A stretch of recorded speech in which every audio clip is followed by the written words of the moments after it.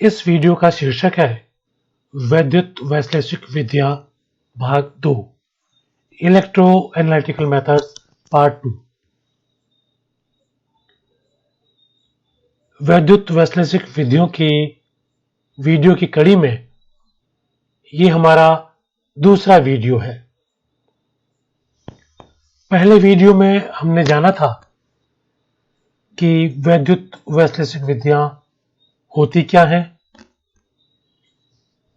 ये कितने प्रकार की होती हैं, मसलन विभवमिति, काल विभवमिति, वोल्टामिति, चालकता मापी आदि आदि। तो भाग 1 में हमने वैद्युत वैश्लेषिक विधियों का सामान्य परिचय और उसके विभिन्न प्रकारों पर चर्चा की थी।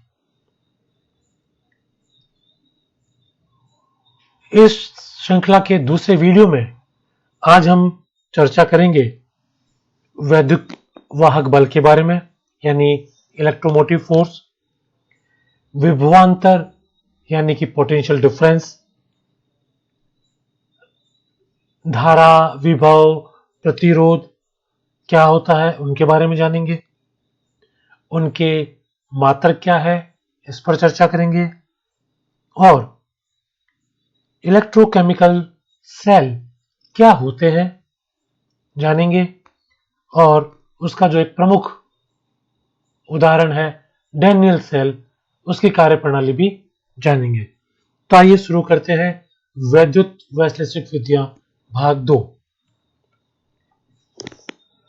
सबसे पहले बात करते हैं विद्युत वाहक बल की, यानी इलेक्ट्रोमोटिव फोर्स की। किसी खुले परिपथ में दो इलेक्ट्रोडों के बीच के विभवांतर को सेल का विद्युत वाहक बल कहते हैं। यह तो हम सभी जानते हैं कि सेल में दो इलेक्ट्रोड होते हैं। उन दोनों इलेक्ट्रोडों के विभव के बीच में जो अंतर है, यानी कि जो विभवांतर है, उनके पोटेंशियल में जो डिफरेंस है, जो पोटेंशियल डिफरेंस है, उन्हें हम विद्युत वाहक बल यानी इलेक्ट्रोमोटिव फोर्स कहते हैं। जब दो अभिन्न धातु प्लेटों को किसी चालक द्रव में लगा दिया जाए, अब प्रश्न उठता है कि यह चालक द्रव क्या है। तो ऐसा कोई द्रव जिसमें चालकता का गुण हो। अब ये चालकता का गुण कैसे आएगा कि या तो यह किसी लवण का या किसी अम्ल का जलीय विलयन हो। जब यह लवण या अम्ल का, साल्ट या एसिड का एक्वस सॉल्यूशन है, तो यह लवण या अम्ल जल में घुलकर अपने अवयवों में अपघटित होगा, और जब ये अपने आयनों में अपघटित होगा तो यह करंट को फ्लो कर सकता है, तो द्रव चालक द्रव कहलाता है।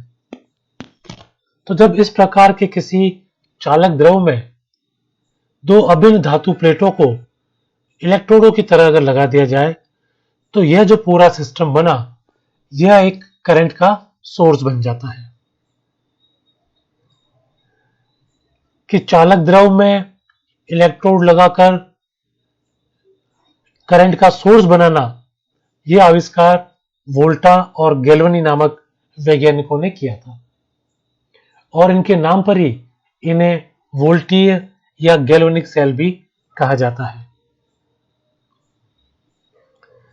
यदि सेल को तार एवं चुंबकीय सुई से जोड़ दिया जाए, जो दोनों इलेक्ट्रोड हैं उनके एक सिरा तो उनका चालक द्रव में डूबा हुआ है, दूसरे सिरे से तार निकालें और किसी चुंबकीय सुई यानी गैल्वेनोमीटर से जोड़ दिया जाए, तो चुंबकीय सुई विक्षेपित हो जाती है।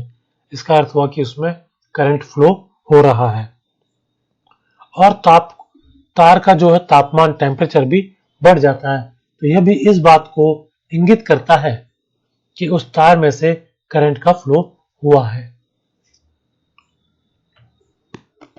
अब यदि यह जो तार था, इसको काटें और किसी चालक विलयन में डाल दिया जाए, तो उस चालक विलयन में रासायनिक अभिक्रिया आरंभ हो जाती है। तार में विद्युत धारा के प्रवाह के कारण चुंबकीय, तापीय एवं रासायनिक प्रभाव होने लगते हैं। अतः यह कहा जा सकता है कि गैल्वेनिक सेल विद्युत धारा के स्रोत होते हैं, सोर्सेज ऑफ इलेक्ट्रिक करंट। और जब विलयन में करंट फ्लो किया जाता है, विद्युत धारा प्रवाहित की जाती है, तब ऑक्सीजन सामान्यतः उस एंड पर लिबरेट होगी जहां पर जो करंट है वो विलयन से बाहर निकल रहा हो, अर्थात ऑक्सीजन उसी सिरे पर मुक्त होती है जहां पर धारा विलयन से निष्कासित हो रही हो। अभी जो हमने बात की गैल्वेनिक सेल की, यदि ऐसे दो गैल्वेनिक सेलों को एक साथ कनेक्ट कर दिया जाए और जिनमें से एक सेल में जिंक और दूसरे में कॉपर धातु की प्लेट लगी हो, यानी कि एक जिंक की प्लेट इलेक्ट्रोड का काम कर रही है और दूसरे में कॉपर मेटल की जो प्लेट है वह इलेक्ट्रोड का काम कर रही है, तो वोल्टा ने पाया कि धारा के चुंबकीय एवं रासायनिक प्रभावों में वृद्धि होती है, अर्थात एक सेल की तुलना में दो सेलों में विद्युत वाहक दाब अधिक होता है और यह दाब जो तार में विद्युत धारा आगे की ओर बढ़ने के लिए प्रेरित करता है उसे विद्युत वाहक बल कहते हैं।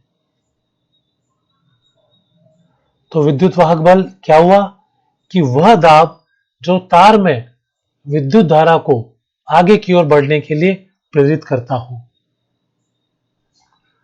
धारा वहन करने वाले मतलब ऐसा कोई भी सर्किट जिसमें से करंट फ्लो हो रहा है, धारा वहन करने वाले किसी परिपथ के किन्हीं दो बिंदुओं के विभव के अंतर को विभवांतर कहते हैं।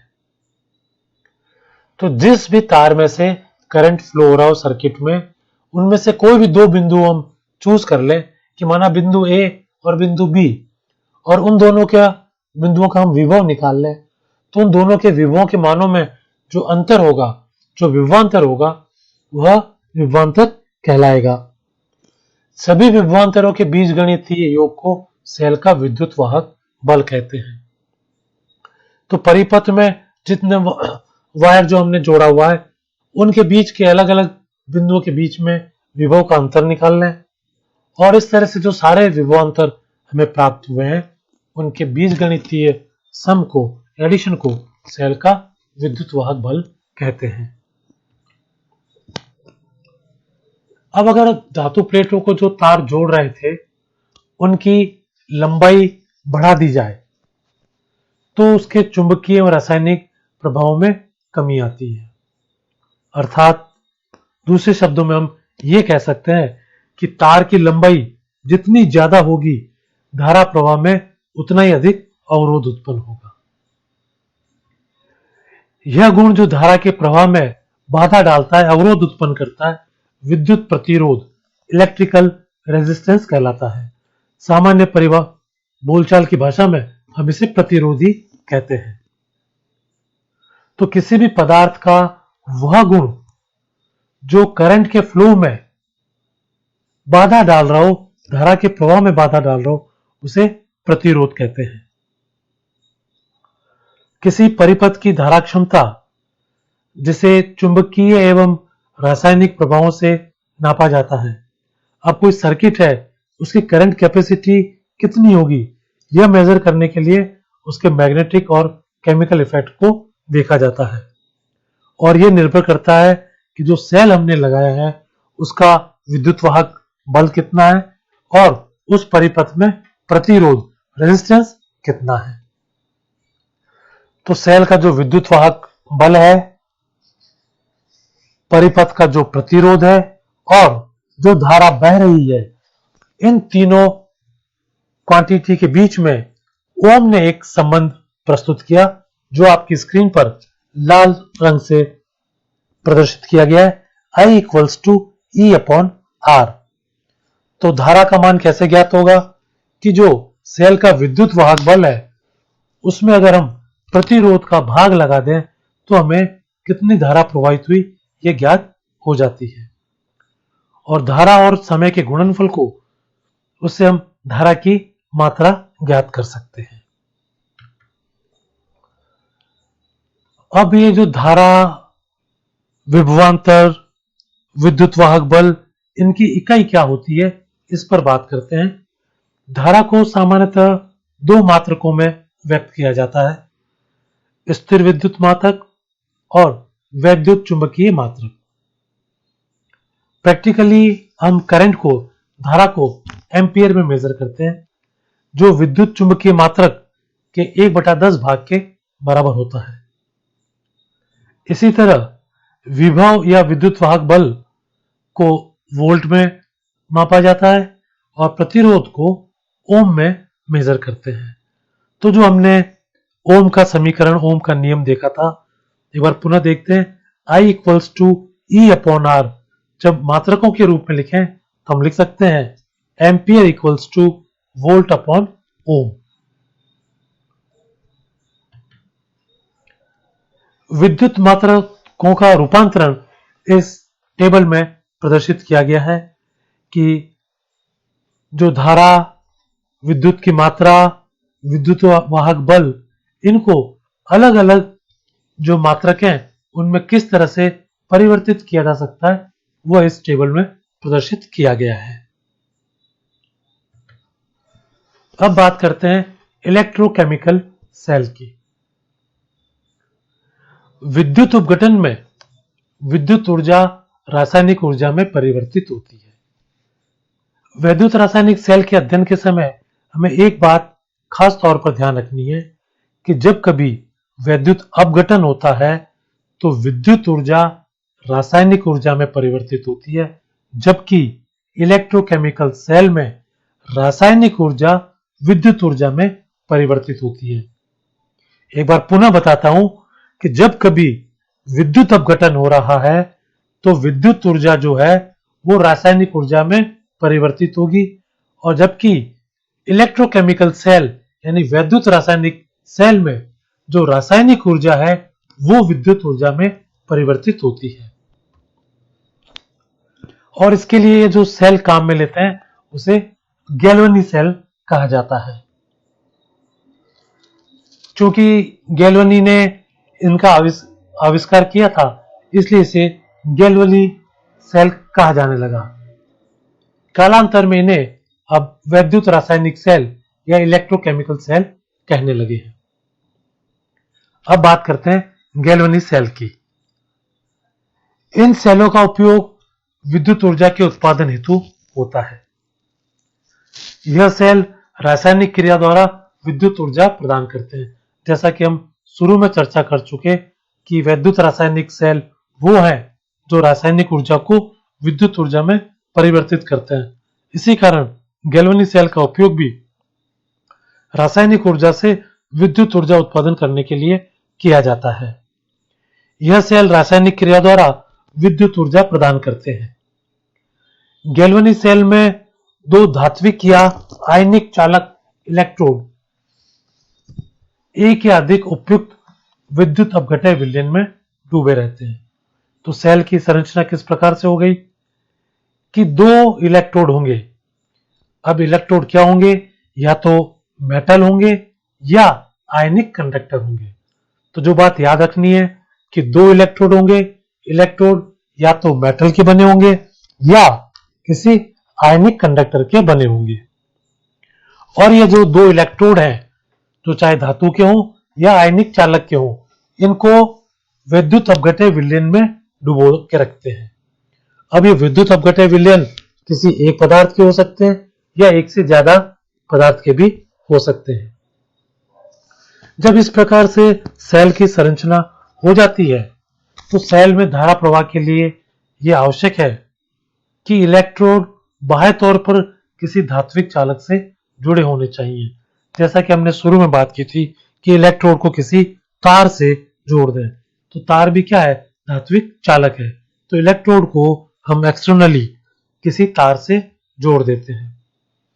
आयनों के एक विलयन से दूसरे में गमन हेतु दोनों वैद्युत अपघटय विलयन संपर्क में होने चाहिए। यह हम आगे चर्चा करेंगे कि दोनों विलयन जो हैं वो इस प्रकार संपर्क में होने चाहिए कि उनमें से आयनों का गमन हो जाए, लेकिन दोनों विलयन सीधे रूप से एक दूसरे में मिक्स नहीं होने चाहिए। यह चित्र में डैनियल सेल की संरचना दिखाई गई है। चित्र में आप देख पा रहे होंगे कि एनोड जिंक का बना हुआ है और कैथोड कॉपर का बना हुआ है। तो जो हमने बात की थी कि इसमें 2 इलेक्ट्रोड होते हैं जो कि धातु या किसी आयनिक कंडक्टेंस के बने होते हैं। तो यह चित्र में हमने 2 धातु के इलेक्ट्रोड बताए हैं, जिंक का एनोड है और कॉपर का कैथोड है। फिर हमने बात की थी कि यह जो इलेक्ट्रोड है यह एप्रोप्रिएट इलेक्ट्रोलाइट सॉल्यूशन में डूबे रहते हैं। तो यह चित्र में आप देख पा रहे होंगे कि जिंक वाला जो इलेक्ट्रोड है, जो एनोड है, वो जिंक सल्फेट के विलयन में डूबा है, जबकि जो कैथोड कॉपर का बना हुआ है वो कॉपर सल्फेट के विलयन में डूबा हुआ है। फिर हमने बात की थी कि इस तरह की व्यवस्था होनी चाहिए कि दोनों विलयन के बीच में आयन का आदान प्रदान हो सके, लेकिन वो विलयन सीधे ही एक दूसरे में मिक्स ना हो जाए। इसके लिए आप अपने चित्र में देख पा रहे होंगे कि बीच में हमने एक साल्ट ब्रिज प्रदर्शित किया है। इस साल्ट ब्रिज की सहायता से आयन तो एक विलयन से दूसरे विलयन में चले जाएंगे, लेकिन यह जो जिंक सल्फेट और जो कॉपर सल्फेट का जो सॉल्यूशन है वो एक दूसरे से मिक्स नहीं होगा। और अब जो हमने बात की थी कि इलेक्ट्रोड को बाह्य किसी धात्विक चालक से जोड़ देते हैं, तो चित्र में आप वायर देख पा रहे होंगे कि एक तार से हमने इसको जोड़ दिया है और उन तारों के बीच में हमने वोल्टमीटर लगाया है। तो यह है डैनियल सेल की संरचना। प्रयोगशालाओं में मुख्यतः डैनियल द्वारा निर्मित डैनियल सेल का उपयोग किया जाता है। तो यह वैज्ञानिक डैनियल ने इसका आविष्कार किया था और लेबोरेटरीज में जो हम इलेक्ट्रोकेमिकल सेल जनरली यूज करते हैं वह डैनियल सेल ही होते हैं। विभिन्न प्रकार के गैल्वेनिक सेलों में यह सर्वाधिक प्रचलित सेल है। इसमें जिंक एवं कॉपर के 2 इलेक्ट्रोड होते हैं जो हमने अभी चित्र में देखा, जो क्रमशः जिंक सल्फेट एवं कॉपर सल्फेट विद्युत अपघट्य विलयनों में डूबे रहते हैं। हमने ये भी देखा दोनों विलयन एक दूसरे से सरंध्र विभाजक से पृथक किए होते हैं, जो हमने चित्र में देखा था सॉल्ट ब्रिज। पुनः देखते हैं, यह जो सॉल्ट ब्रिज है यह सरंध्र का कार्य करता है। विभाजक सरंध्र होने की वजह से जिंक आयन, कॉपर आयन और सल्फेट आयन तथा जल इसमें से होकर एक विलयन से दूसरे विलयन में आसानी से विचरण कर सकते हैं। यह सरंध्र पात्र केवल दोनों विद्युत अपघट्य विलयनों के प्रत्यक्ष मिश्रण को रोकने के लिए प्रयुक्त किया जाता है। जैसे हमने चर्चा की थी कि सेल के लिए आवश्यक है कि जो दोनों अपघट्य पदार्थ हमने लिए विलयन के रूप में, ये डायरेक्टली एक दूसरे से मिक्स न हो जाए, इसीलिए सरंध्र पात्र या सॉल्ट ब्रिज लगाया जाता है। जब धात्विक इलेक्ट्रोडों को एक बाह्य सुचालक यानी किसी तार की सहायता से जोड़ा जाता है तो परिपथ में विद्युत धारा प्रवाहित होती है और इसे परिपथ में लगे वोल्टमीटर की सहायता से माप लिया जाता है, मेजर कर लिया जाता है।